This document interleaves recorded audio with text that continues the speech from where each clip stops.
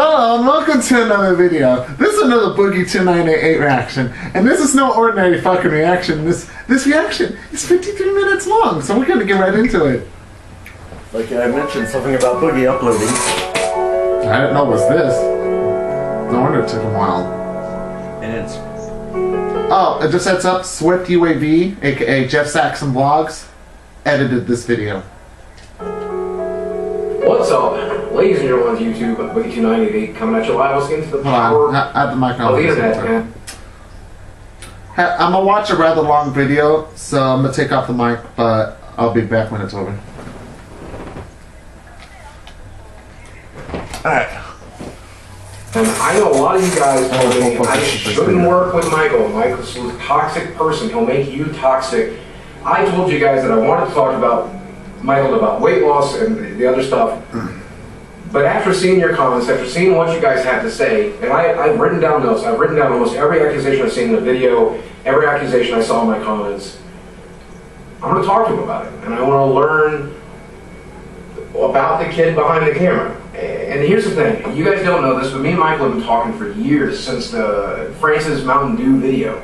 I know a lot of this stuff. I know his version of things. I know what I consider to be the truth. But you guys know I'm an empath. If I'm in a room with somebody, I can tell if they're lying. I'm going to call them out on this crap. And Michael, I'm going to be entirely honest with you. You lied to me, and I'm going to go hard. You need to understand that. Listen, dude, I got nothing to hide. My life is an open book at this point. Everybody knows everything about me. So I want to talk about you. So I want to talk about the truth about your dad. I want to talk about the nature of your videos. I want to talk about the clickbait. I want to talk about the grains. I want to talk about all of it. You sure you're okay with that? Yeah, dude. All right. What are you talking about, dude? Well, let's start with something light. Okay, let's start with something light. Let's talk about the clickbait nature of your videos, because this is the thing I saw most frequently, and it's the lightest accusation. Why do you clickbait? Because I will tell you, I'm a fan of your videos. I watched every Angry Grandpa video. I watch the vlogs from time to time. And even I don't know what to expect when I look at a video. The video you and I made said I cheated on Bridget, which is technically true because you and I kissed. But you were not having sex. Bridget's not mad. Well, still, kissing somebody is cheating, you know? I get that. But my question is, why do you do that? What's the point? Well, most basic answer I can give right now, just to that one point, is what else am I going to call the video? I kissed Boogie2988. You know what I mean? Sure. That's not as interesting though. Like, we have a problem on YouTube, and there's no way you don't know it. Okay, there's a major problem on YouTube. When I know it, they don't know it. There's a major problem on YouTube where you have to clickbait, and if you don't clickbait, viewership is going to drop, and interaction drops, and everything.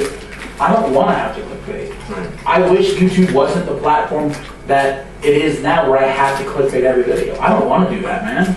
But you told me at one point, like you tried not clickbaiting, just like titling it what it was. It was something about like going on a tourist thing or getting Chinese food, and you said the views were down what percentage? Dude, when I went to New York City a couple of years ago, so number one, a lot of people that say that like I'm only clickbaiting now, I've always done it. It's always been a thing that I've had to do to survive on YouTube. And back when I went to New York City, I was like, you know what? I'm gonna not clickbait this vlog and see how it performs. And I called it tourist crap and bomb-ass Chinese food. And it, to this day, is the least performing video I've ever uploaded. Like, I woke up, this is how bad it was, okay? Usually when I upload a video, I'll wake up and it's at like 180,000. I woke up and this one was at 22. Jesus. Now, that's a dramatic drop, and I ain't doing that again. Right. You know what I mean? Understand. And that's the thing. I feel like my audience hates to use clickbait because I don't clickbait, so they're not used to it. But I think your audience is used to it at this point because I've read your comments. You said you read your comments rarely, right? Yeah, it's most people's like comment field is just like total toxicity. Right. And ours are about the same on that level. I get a lot of comments in the right videos most of the time. It's very negative stuff, which is reasonable. I get that. And sometimes I consider it to be fair criticism. I don't know. Sometimes I don't feel like the criticism you're getting is fair, but your audience is used to it at this point. Clearly they're watching. You're getting 3 times the views I get. You know? I'm very fortunate in the fact that like I've had a steady view number always on my channel. When Dad was alive, I would average between 180 and 250,000 views a vlog. Right. And I'm still averaging between 180 and 250,000 views a vlog. And I think the reason that that is because the ones that do support me, the ones that I do love, and I love the haters too, but the ones that are ride or die with us, they don't care about the titles. Because are they going to get annoyed? Yeah, it's a crappy title. That sucks. But the video is good. I try to make only good content that I like. Vlogs that make me laugh. If I don't laugh, there's sometimes I don't upload a vlog because I didn't laugh. Right. Like, you know what? No upload today. So that hurts me to do. So the nature of your vlogs, okay, that's another thing that I was saying, is that beyond the clickbait, nobody ever knows like what's real and what's not real. Are you really sick? Do you really have diabetes? Are you actually trying to lose weight this time? Because then you end up not losing weight. What, are you walking away from this? Right. I got diabetes. Yeah, right. We just checked our blood sugar, by the way. Michael's blood sugar was lower than mine. I was clocking it at 120, Michael was clocking it at 83 this morning, so he's doing better than me. He's less diabetic than me right now. I mean, like, there's some stuff, and I've said this on Keemstar, I've said this on every avenue that's been asked of me, there's stuff on our vlogs that you have to know is staged. You know? Right. You have to know that, like, some of that stuff just, it ain't happening. You know what I mean? Right, like, right. But at the same time, there's a lot of the stuff that is. Like when your sister got like burned up in the garbage fire, that was like a real thing. That's 100% real. She had to get skin grafts. She had to get like, and then did we play it up a little bit afterwards? Like, hey, but like Jenny, are you cool with us like exploiting this? Because like this is crazy. Right. Yeah, I'm like, hey Jenny, hobble to the kitchen. You know what I mean? Okay, so you use the word exploit, and that's one of the worst accusations I've seen. Yeah, I think yeah. most people are maddest about. Yeah, I know what you're saying. It's saying that you exploit your dad's death. And you and I feel like I want to lead this if I can, because me and Michael have talked about this. You write what you know, you film what you know. And Michael, I've been on the phone with this man as he cries his eyes out about losing his dad. I mean, this is one of the hardest things he's ever I'm gone gonna through. cry now, dude. Listen, do I want to not talk about that? You know? It hurts. And see, It hurts to talk about him. I get it, you know, like, but some of the accusations, Michael, like, 48 hours after he dies, you have a t-shirt that says, "Rest in peace, Grandpa." Is that a real thing? Is that a real t-shirt you have? Yeah, it's a real, that's not me. I don't design the t-shirts. That was Broadband TV. Now, here's what happened. When Dad was dying, you know, before he went to the hospital, he really wanted to do merchandise, and I did not want to do it. I never wanted to do it because I didn't think people would buy it. I always thought, like, for instance, when VidCon asked me to come do like an autograph signing, I said no because I don't want to be there and there's 3 people there to see me. It's embarrassing. So I didn't want to put out merchandise because nobody would buy it. It would be humiliating. And so a month before Dad went to the hospital, he was like, "Mike, let me run the merchandise. I'll take care of it, whatever." So I got him in touch with Broadband TV. They signed these contracts, and we were under contract to sell merchandise for Broadband TV. And Dad's sick in the hospital a month later. And I thought he was going to die, which he did, but not as soon as I thought. So at Thanksgiving, I'm talking to him, and he's like, "Mike, I don't know how much longer I got." And I've never told this story. He said, "Mike, I don't know how much longer I got. So talk to the people and see if they can work with a tribute shirt." Man, Jesus Christ, really? I didn't know that. Never told it. I didn't want to do it. He used to always tell me, like, film this video and save it, because one day I'm going to be gone. Like, do I want to talk about my dad all the time? I can't help it. He was my life. You know, he was my rock. And, like, if I'm vlogging and I start crying, what, am I going to not vlog that day? You know what I mean? That's just what happens to me. But the shirt, Dad said, "Hey, maybe you should make a, you know, tribute shirt." And I was so against it. He's like, "Michael, you have to look at the fact that I'm not going to be here much longer." And I did not, like, to the end, I was fighting that. Because he had such a horrible bed sore and he was in misery. He was screaming in bed.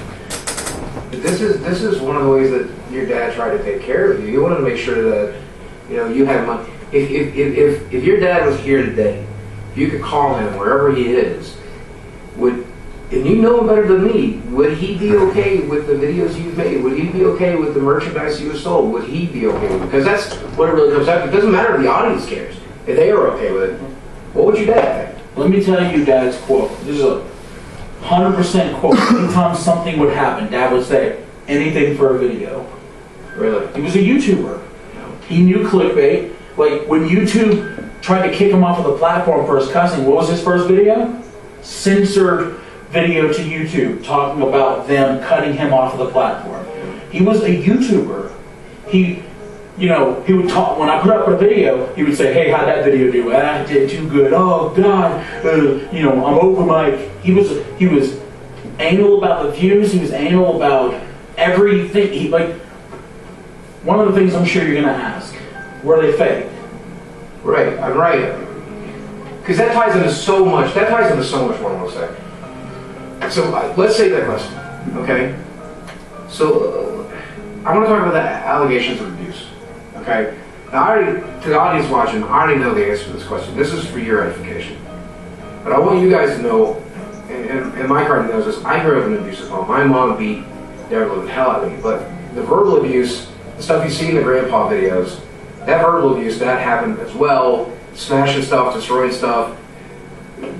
something she bought me just to take it away, just to punish me, but even the physical abuse, in my case, sexual abuse happened to me as well. So when I watch these videos, they're like, is there an abusive family? Everybody in that family is abusive. Dad was abusive. Was grandpa abusive? I mean, and it's like, how was he abusive? Like, what? Yeah, define the word abusive. You know what I mean? Okay, did he hit you kids? Never me. Yeah. He hit my brother, and he hit my older sister Jennifer. Like, listen, I'm not gonna lie, I've never hit that. We've talked about stories where Dad jacked Jennifer up against the wall because she ripped $1,000 cash and he got pissed. We were very poor. Like, I don't know how we got that $1,000. I think it was like a lawsuit, like car accident or something. Right. And Jennifer, ripped it. Yeah. And Dad jacked her up against the wall. Well, see, I hear you doing something I always do, which you sound like you're making excuses for your dad. And I think this is something that gets people really riled up. Because I make excuses for my mom too. And I know where it comes from, but they don't. They don't understand that. Yeah, I mean, listen, all I can say is it was never excessive like they try to say. It was never he wouldn't use weapons. He wouldn't physically abuse us. He was very angry. Right. He did a lot of messed up crap. I've told people on video, Christmas morning one time, somebody ate his cheese and he slung butter against the wall, took the tree down, threw it in the front yard, and went into his room for the rest of the day. And this is one of the trailer parks he lived into. This wasn't like a nice house, with Christmas presents filled in the house. We never lived in any nice houses. Yeah. If you could imagine how poor a family could be, we were poorer than that. Mom wasn't working, Dad was living on Social Security benefits, and that went to the bills and left nothing for food. We lived on government assistance our entire lives, man. We had absolutely nothing. And you're right, it is an excuse. Dad being poor and pounds and angry about it, he took it out on his kids all the time. He was a raging alcoholic. Now, there was a day when all that stopped. Around 94, 95, he took his last sip of alcohol and quit cold turkey. He was like, I'm never taking another sip again, and he didn't. And he got better, right? Tremendously better, man. Night and day. Because the way you portrayed him on YouTube, and I think this is the source of the allegations, the way you portrayed him on YouTube, he was such a nice guy, he was such a good guy, he was capable of doing such nice things. We see videos of him giving money to charity, we see him giving money to fans, and he was spoiling those grandkids to some extent. So is that all fake? That's what I want to know. I don't care if the rages are fake. I don't care if he's genuinely smashing your PlayStation. What I care about is he hiding some secret? Is he beating the hell out of you? Is he beating the hell out of the kids and then trying to make up for it? What's the situation with all of this? Is that stuff fake? The charity stuff, not only is the charity stuff not fake, I didn't know people were even saying that, by the way. Not only is the charity stuff not fake, but there was a lot of information so far. It's gonna be a good video.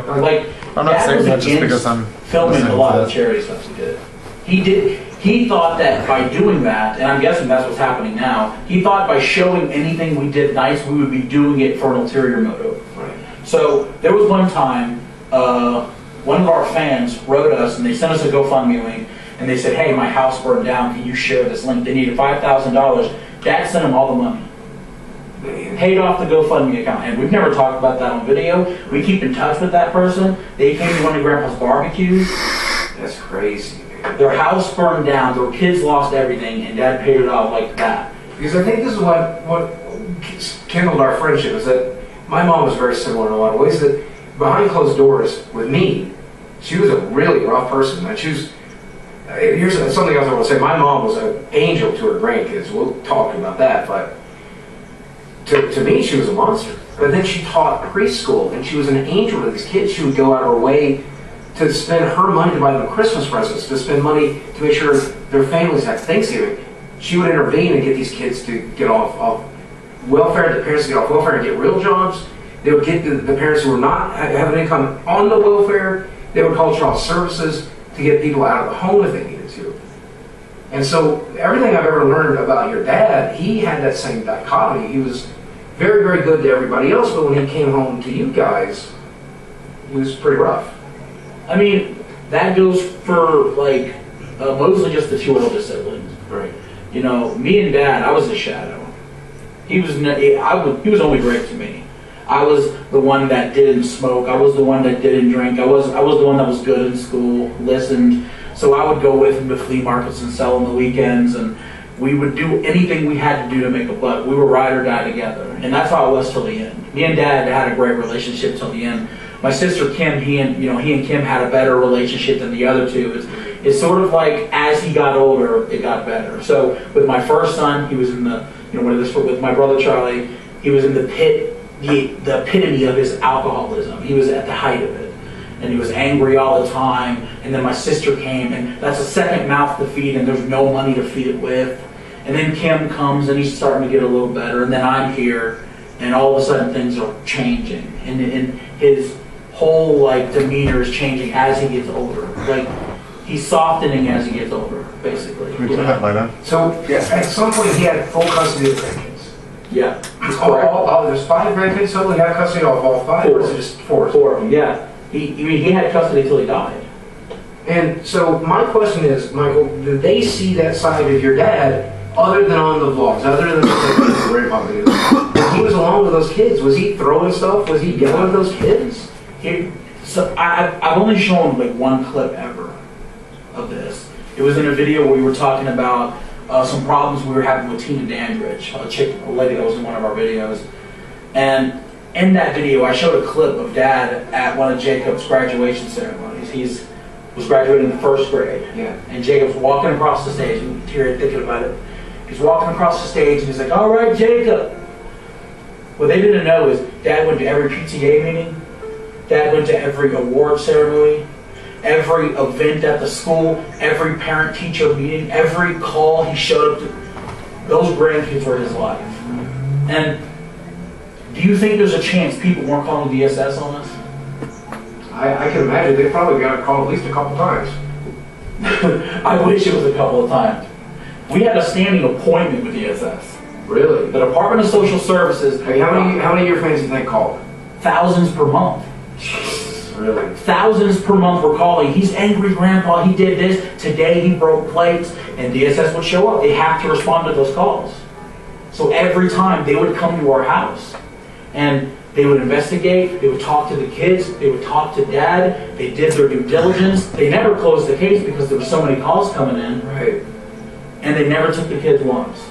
And now you have custody of the kids. Full custody. Yeah, I have custody, and I branched that off to my sister. I had permission from DSS for them to live with her, but I retained full custody until she can get it back herself. Yeah. And so that leads me to the $1 million question, Michael. And this is something I get accused of all the time. Look, if people who are abused are abusive. And I have certainly not the perfect person, man. I have PTSD, I have anxiety issues. I can definitely disassociate. I can be not a great person sometimes. Michael, are you these kids? Well, first, I wasn't abused as a kid. Oh, that's right. I was. Yeah, you were saying. I was the golden child, right? So everything that Dad did for those grandkids, he wanted to give them what he couldn't give us.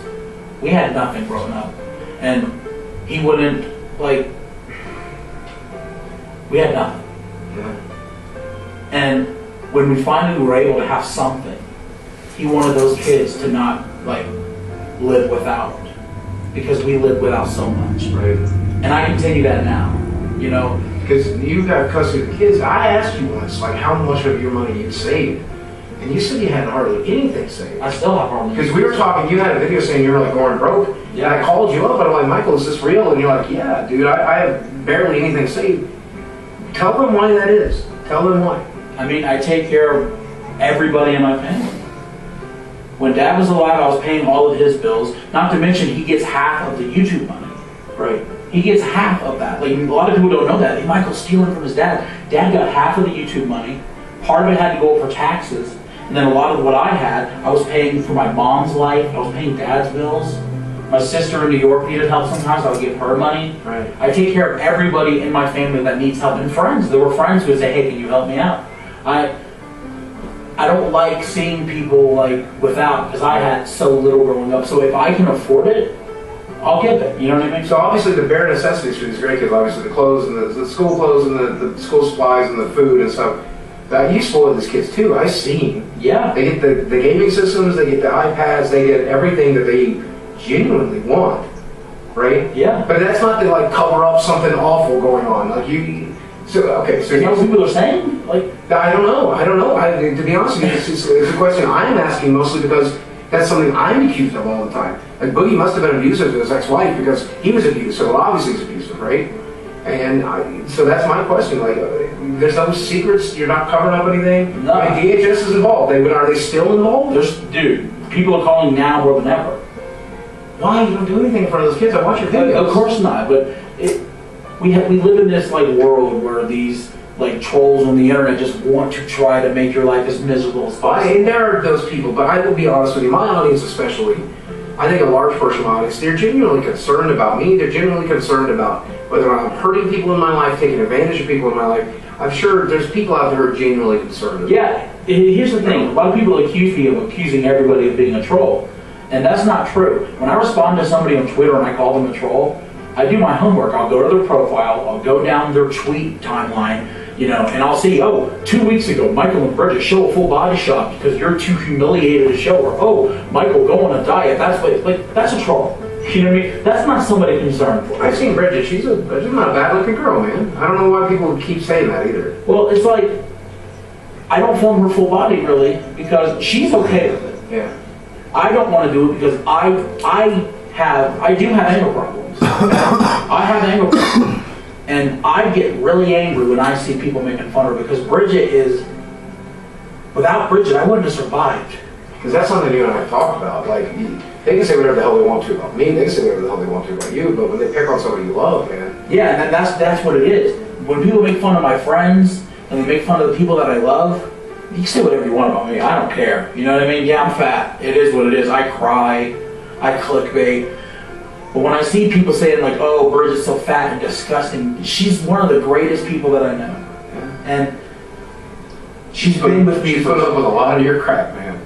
We started dating, and she slept on a twin-size mattress with roaches crawling on us in Trailwood. Yeah, Trailwood. And people say, oh, she's there for the money. I didn't have a dime in Trailwood. I didn't have anything. I worked for Paul Heyman, and all of my money went to the bills. We lived on $100 a month. 2012, I got my first YouTube check. Yep. And what did we do with it? We went to CC's Pizza.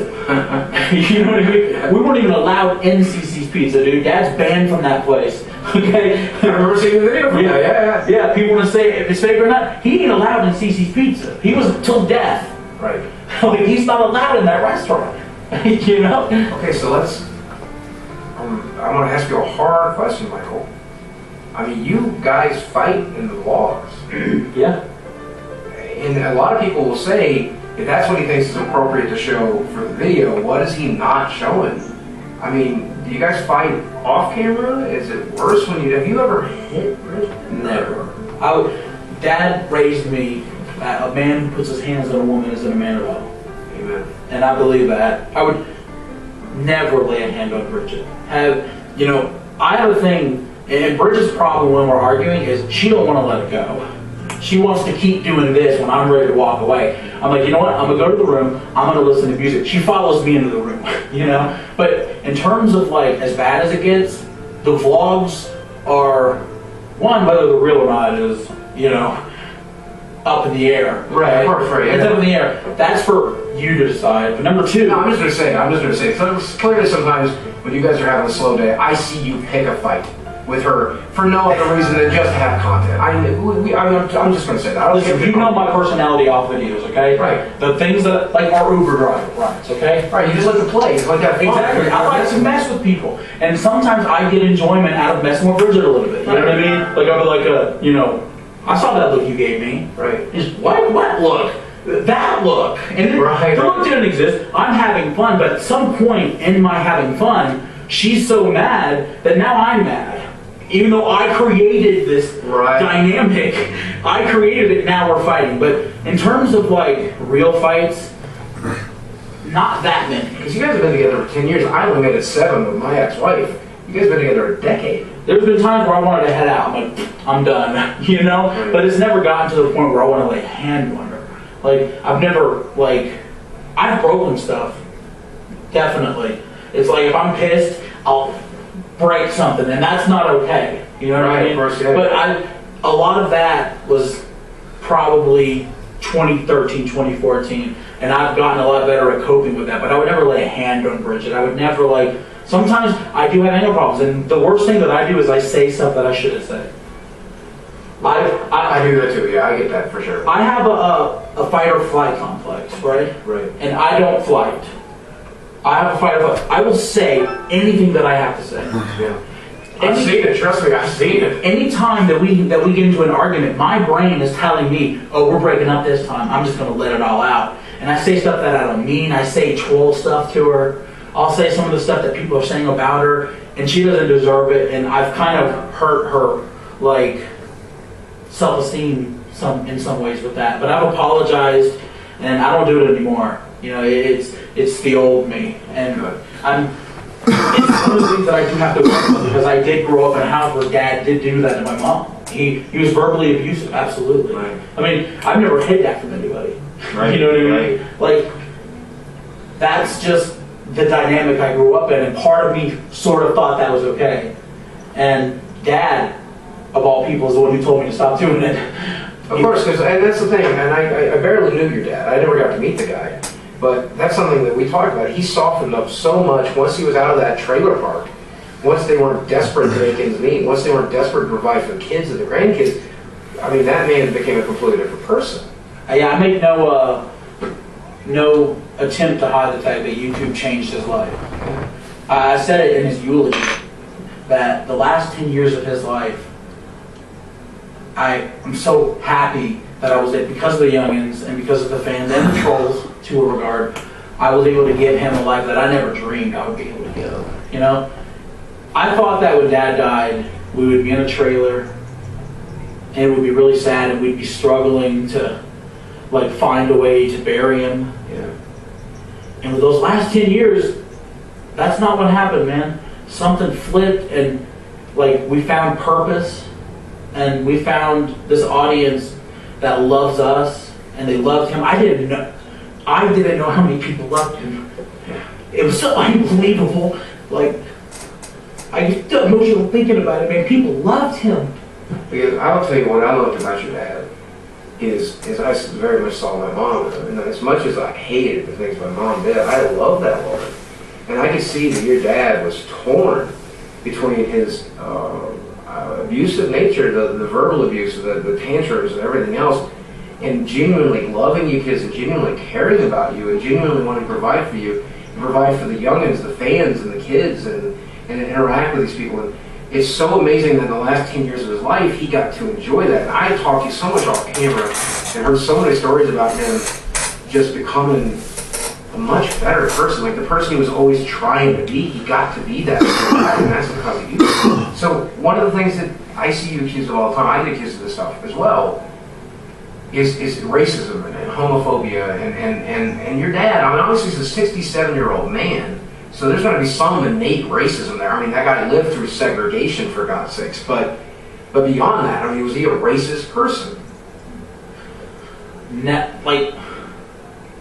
of your videos, I've seen clips of videos that make it look like he's raised harassing Mexicans. You know what I'm talking about? I know what you're talking about. the Border Patrol videos. Those were skits. Well, okay, but I mean, like, In the early days of YouTube, you would do real stuff mixed with skits. right? I mean, obviously, I did it too. We all did that, you know? And one of the skits Dad wanted to do, back in the time, the hot button subject was immigration. Right. And Dad was like, hey, what if a fan sent him a hat that said Border Patrol. He's like, hey, Mike, what if we did video where I was a Border Patrol agent? And so we had this friend named Edwin. He was a Mexican, and he was actually an illegal immigrant. And Dad would give him money to like pressure wash the house and try to help his family because they were really struggling to make ends meet. And he was like, hey, would you want to do a video where I, come up and ask for your green card? That'd be kind of funny. And he was like, yeah, that's great, Grandpa, let's do it. So we did the video, and we uploaded it as a sketch, and people re-uploaded it as a racist old man driving through a trailer park harassing Mexican immigrants. What about, like, there's one video where he's one of the kids is playing with like an oven, and he called the kid gay. Like, is that how he acted in real life, or is this he's hamming up for the video? Those were the early YouTube days where we were hamming it up heavily. Right. We had just started getting our first money ever. Like, we sold Grandpa Ruins Christmas to Break.com for $1,000. We're like, oh my God. Oh yeah. We can buy dinner, we can pay the light bill, we can do stuff for the first time. So we went on this crazy like trip of video, just non-stop, constantly. And in one of those videos, it was like, it's so long ago I barely remember any of this, but I do remember one of my nephews got like a kitchen set or something for Christmas or something, and I think he did make the comment, "It's gonna be gay." No, Dad was in support of gays. He was LGBT. I don't know. LGBTQ, yeah. He was totally in support of all that stuff. You know what I mean? But at the time, Because there's also videos where he's being supportive of oppressed groups. He's being supportive of people. But off camera, what I want to know is off camera. What was he like off camera? Was he racist? he wasn't racist. He wasn't homophobic. Like, Give me some examples. like, I don't have many examples. It's just he wasn't like that. I never heard anything.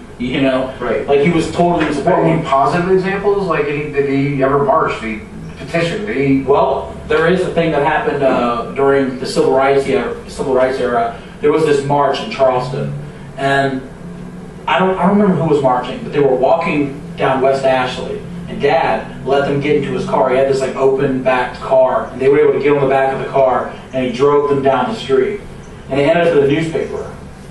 And Really? Dad got kicked out of his house. His mom would have nothing to do with him. She was racist. His mom was totally racist. Right.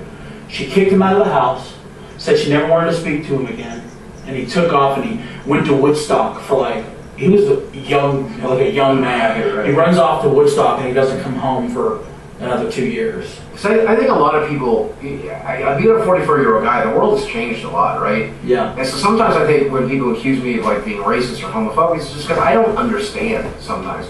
But I always have the best of intentions. And I think your dad had the best of intentions. Of course. Even obviously we would make that video in 2018. There's a lot I of made that video in 2009. So if you guys go on my streams, I do joke around in that category a little bit, mostly around the word nigger. But just know that every time I say I'm joking around, quoting a meme, or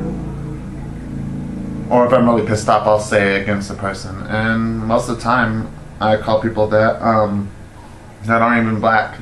So, God, this is a long video. I still have 21 minutes left. There's a lot of videos that you would make then that you wouldn't. And I'm 33 minutes into the video. Right. Back then, we didn't ask ourselves, hey, is this going to offend people? We never asked that because we didn't care. You know what I mean? We wanted to do something that was funny. Right. Now it's like, wait a minute, is this going to offend people? You have to ask these questions. And I don't even worry about offending people because people are going to be offended by anything you do. What I worry about, I don't want to cause actual harm, right? Well, of That's course. one of the reasons I toned down the Francis bit is because I don't want people thinking that's how I actually act, right? I don't want them to think it's okay to act that way.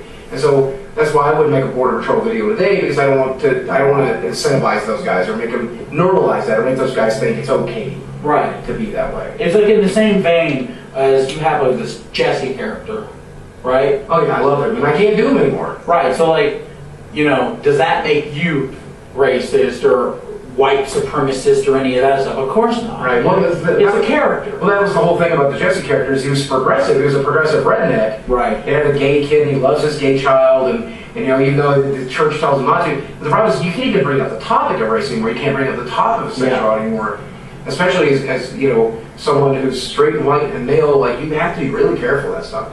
And so, that's what I think it really comes down to, is we wouldn't make those videos anymore because we don't want to cause any problems. We don't want to hurt anybody. And we certainly don't want to start any controversy. Of course. That's the thing. Like, everybody accuses you of loving controversy, starting controversy. That could be the most controversial thing you could do in the world, right? Yeah. And obviously, you would never go that far. I hate controversy, man. Like I get so tired of it. There always being a fight and a battle and a fire to put out. You know what I mean? Like, that's YouTube in 2018. Yeah, man. And it's like sometimes you just want a way out. Sometimes, you know what I mean? It's like, because it's so much to deal with, and they accuse you of so many lies, and it's like I might come off a little jaded in this video, and I don't want to. I don't mean to be aggressive. You're defensive, but I mean, I get why you're defensive. I'm throwing it all at you right now. I get that. When it comes to like being defensive about me, I don't care. You know, you can accuse me of anything. I'm defensive over Dad because I know how good of a person he was. And that's his legacy. You know? Exactly. And then they're trying to change his legacy. You know, here's a story I don't know if we've ever told. Dad was the bus driver for a church in West Ashley. And he goes to pick up the kids for Sunday school. And there was this little black girl. She wanted to get on the bus. And Dad wasn't going to tell her no. Come on in, honey. Right on the bus. And he took her to church. And they fired him. You're kidding. He was no longer the bus driver. What year was that? I never asked. I've heard the story a couple of times. But they kicked him out of the church. They ostracized the entire family.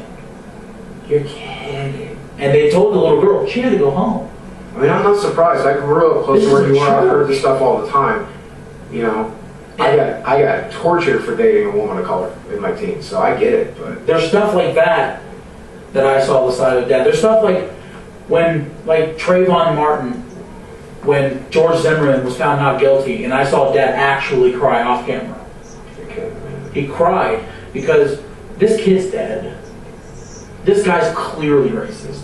This is clearly racially motivated, and it broke Dad's heart. There's been police shootings. Dad's always been off camera and on camera on that side. When Barilla Pasta was saying they don't want gay people buying their pasta, he never bought another Barilla noodle again. Really? He stopped buying we did a video where he took them all out, and this is 100% real. Sometimes our videos, sometimes like, hey, Mike, here's what I want to do, and he wants to rant a little bit. This one, film. And he took Barilla pasta, and he threw it, broke it, and he screamed, and he was 100% serious. Good. Was he, you know, did he do stupid stuff on camera? Of course. We all have. Of course. We all have videos we're not proud of. Like, there's tons of videos I regret making. Some of them, like, I look back on it, I was a stupid person sometimes. You can't control who you were then, you know what I mean? You said stupid stuff. There's a video that I, to this day, regret making, where I looked at a picture of Jesus, and I took a silly string, it was like, you, Jesus, and I sprayed it. Whoa. I was trying to be edgy, and I used to have like an upside-down American flag in my room. I thought I was so cool. That's your James Gunn moment, right? Right. I thought I was so cool and different, and I look back now, I was like, I've heard a lot of people doing that. You know, I should have done that. The upside-down American flag, you know, people cry for that flag, you know? But I wasn't looking at it like that. I used to say, oh, the country's in distress, man. That's why it's up. I didn't know what I was talking about. Of course. You know? And that's the reason I'm always in a position. You sometimes you say I back down too easy. I'm always in a position where I want to learn. If I'm doing something wrong, genuinely wrong, I want to learn what I'm doing wrong. I want to get better, right? Because I'm far from perfect. As I was growing up, I was as far from perfect as you get. I was a monster in my 20s, man. I was a terrible, terrible person doing some of the same stuff. I would argue with my friends who were Christian, trying to destroy their Christianity because I couldn't have that comfort. Why did they deserve it? You know? Right. But now, as an adult, I've learned from it. I'm eager to learn it too. But I think you've learned so much. And to know where you come from with your dad and in that home and in that trailer park, to see you as the person you are today, you're far from perfect, Mike. But I think you're so much better than where you came from. It's not just how close you are to the finish line. It's how far you had to travel. Some people started on the start line. With you and I, we started out in the fucking parking lot. Yeah. You know? I mean, I'm a liberal, you know what I mean? People give me crap for that all the time, you know? I just couldn't imagine, like, I don't want to do some sort of, like, political division. No, but here's what I will say. I think you and I have a very common philosophy. We have a live and let live philosophy. And I don't care what your political stance is, I don't care what your sexual choices, I don't care Right. who or what you want to be, right? As long as you're not harming somebody else. And I don't think you're harming somebody else by voting one way or the other. I don't think you're harming somebody else by choosing a certain sexuality or choosing a certain gender. I don't think you're harming anybody, even yourself. Then I just live and let live. Just do whatever you want to do. And that's something you and I have always had in common. But here's what I will say. So Michael, look, we're going long here. I mean, this is like final Jake Paul episode long. I told you, you know, you can ask me absolutely anything. So here's what what do you have to say to my audience? Your audience, you have a voice, but I have a small audience, half the size of yours, but... You have twice the size of my audience. Well, I have subs, but I mean, they're all dead. They're not watching anymore. My channel's dead right now. It's, I don't mean to laugh. He's been saying this up the whole time, dude. While we're traveling around, he's just like, my channel's dead. It's not dead. It's YouTube. It's not the channel. Well, we'll see. We'll see. Either way, man, I'm gonna be starting on a mortgage next week. I'm fine. But for my audience, who all these people said, don't work with you. Don't work. I will unsub. I want to talk. I want to watch another Boogie video and dare talk to that guy. What kind of closing arguments do you have for your audience, for my audience, for the people who've never heard of you before? What do you have to say? This is all you. It's whatever you. I'm giving you my platform. Say whatever you want to say. I'll just respond to everything in one like little thing. Do it. Like, first, the clickbait. I'm sorry, you know, I can't stop. I can't not clickbait. You know, I come to Colorado, I can't call the video traveling to Colorado. Nobody's gonna watch it. And as much as I would rather do something like that, I've also got a family to take care of. I've got I don't got grandkids, grandpa, my nephews I take care of. My entire family rely on me and I take care of them. And sometimes to do that, I got clickbait. And like, if that's something that you can't support, I understand, you know? Like I've always said, thank you for the support to this point, and if you're hopping off at this point, then we'll miss you and I'm sorry to see you go. But this is something that I've got to continue doing. When it comes to the racism, like, a lot of that stuff was Sure, it's gonna be a long ass You shouldn't do that kind of stuff in the internet, man. Yeah. At the time of the early days, we never knew what our YouTube was going to get to, so we were just throwing caution to the wind and just doing everything crazy. It was like Andy Kaufman, right? Like, do whatever you have to do and be damned who doesn't like it and who it offends. And we learned from doing that you can't do that. You can't live your life that way. It's not healthy for you. It's not healthy for the people watching it. You're going to offend people unrightfully. And I learned that about midway into our YouTube and I stopped doing it. Right, but his grandkids, the abuse allegations are the most hurtful and harmful because I saw a man that you guys didn't see. I saw the man that went to all those school functions. The man who cried when he watched my nephew JC go to Willow Grave because he wanted to change his life. The man who told me on his deathbed, no matter what, make sure those kids don't go without. The man who loved his youngins so much that he wanted them to come to his funeral. As much as I wanted to make that a private affair, as much as I wanted that to just be family and friends, he wanted you guys there. That's the person that I saw growing up. Dad was my hero, and I miss him. And I wish I wouldn't have to use his name for videos. But sometimes that's just how it happens. Sometimes that's just my life. And I'm sorry that That's just something that's busy like that. I mean, I personally know you're just working. Is it good? And It's still fresh. I know. I mean, my mom's A little bit flat, 2009, but I don't care. And people You wonder can handle why. that, right? I mean, you hated her. Alright, that way you have some stuff. I loved her. I figured it'd be a little fat, it's almost She was- beautiful. I saw her every Christmas. And plus, I'm Every used to Christmas, drinking Christmas, flat I had, sodas. Yeah, you probably have to deal with This work is and something trail that I work. played myself before bed. Alright, so you can handle that then. And no one I've dealt ever with that kind of platinum before.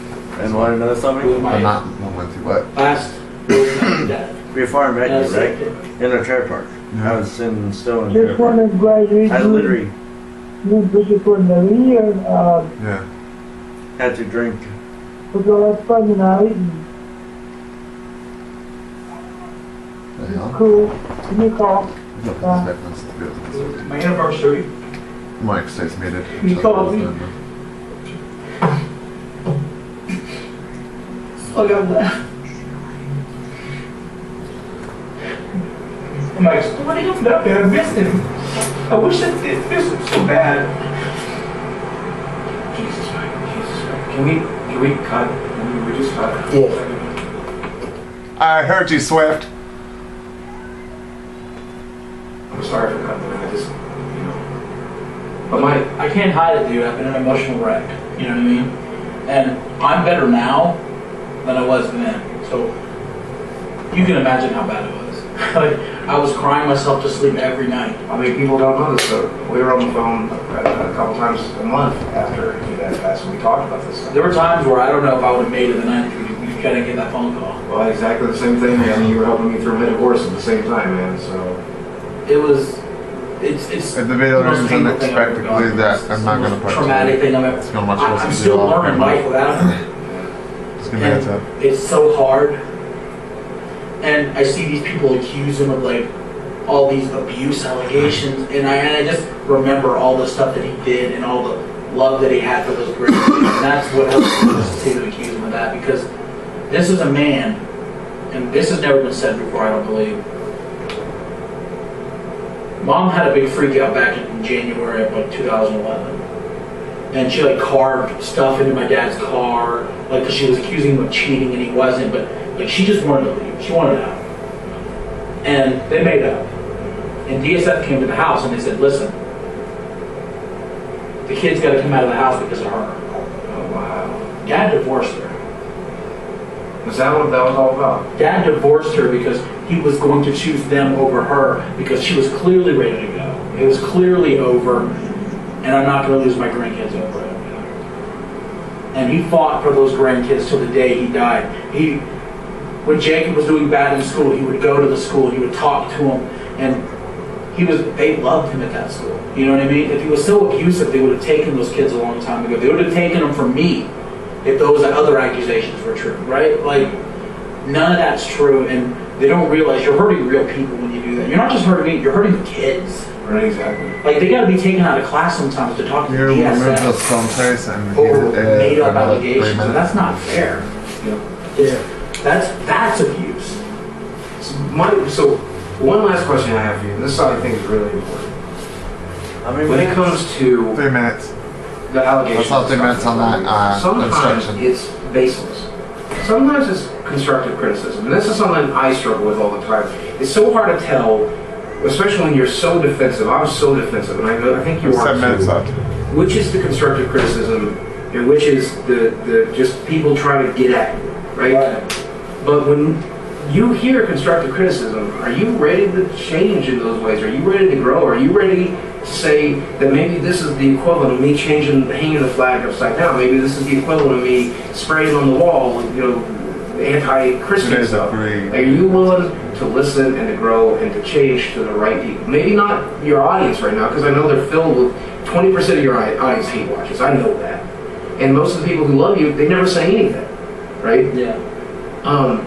But when it comes to my constructive criticism, or Lazy, couldn't have waited 5 minutes. are you willing to grow? Are you willing to change? Are you willing to learn? When it comes from people that I know love me, Right. absolutely. Because on Twitter, you come across as like shutting everybody down instantly. But see, the reason I do that is I'll go to their profile and I'll see they're not doing constructive criticism. They'll claim they are, Right. but you can just go down their timeline and you can tell who is and isn't causing it. Like, sometimes I have gone at people that didn't deserve it, gone back over their profile and then apologized. Right. That's literally when somebody hits me on Twitter now, I will look at their replies to people. Exactly. And it's just all hateful replies. I'm like, oh, I don't need to worry about this guy because they don't really mean it. But like if I go to somebody's profile and it's an LGBTQ community member who's very open and honest and actually just wants to engage positively and teach me what I'm doing wrong, obviously that's the person I'm going to talk to. And when you see me apologize, I'm not apologizing because someone who's toxic has talked to me. I apologize because someone who's not toxic has taught me how to be a better person, right? But you're willing to grow, you're willing to change. I'm willing to grow, but one thing I won't do is something that I have accused you of. Hold on, I'm curious. I might check something. Should take them off for these uploads.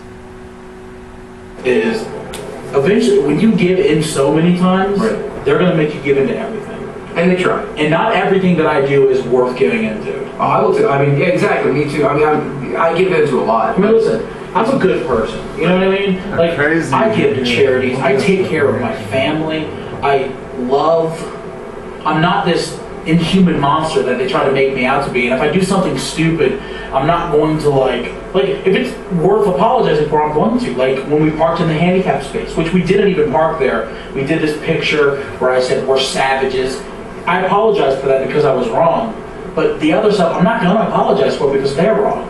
And they're trying to pull skeletons. But that's a perfect example of you learning and growing, right? Like even I don't want to make that kind of joke anymore, right? I don't want to encourage that kind of behavior, right? And I love that about you. It was stupid, yeah. Here's something. The reason I feel a kinship with you, and the reason I feel a kinship with your dad, is not just the abusive past and how we share that and how we both deal with all that misery, but or growing up poor. But it's the fact that I genuinely think that you are a good person who does bad things sometimes, and I know that your dad was a good person, son of a bitch.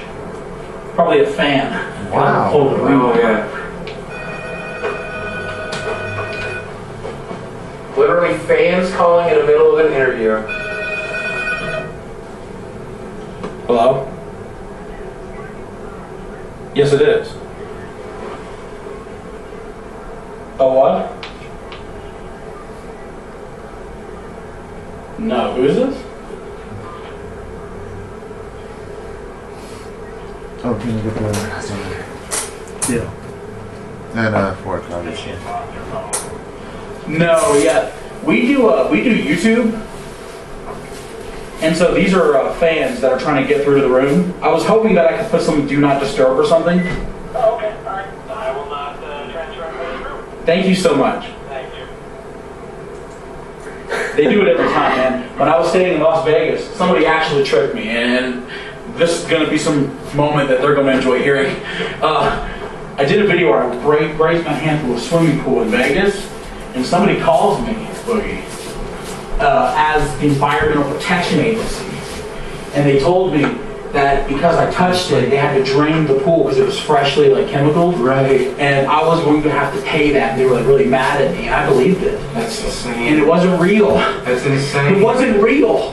This is what they do. That's the kind of life we live, man. That's what they do. And a lot of times I love it. When people stop me on the streets, I love it. When people ask me for pictures, I love it. But when somebody sends a picture of Bridget and they said, ha ha ha, look how fat she is, and they call it constructive criticism, what's the constructive criticism? Right. That my girlfriend's fat? Yeah, she's aware. She has me. Okay, well, yeah, we're gonna do, Mike. What was the thing I was saying right before the phone call? That'll be the last thing I want to say anyway. What was the last thing? All right, guys. Well, look, Michael, I think you've done a great job here. Here's what I want to say.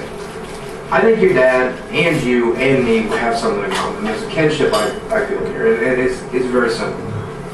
I think you're a good guy who does bad, stupid stuff every once in a while. And I'm not going to lie, I'm just the same way. And it sounds like your dad was too. And I hope my audience who is unaware of Michael gives him a fair shot. For those of you who already had an opinion about Alright, Michael, we're going to end it here. Stay tuned for the next one. That was a good video.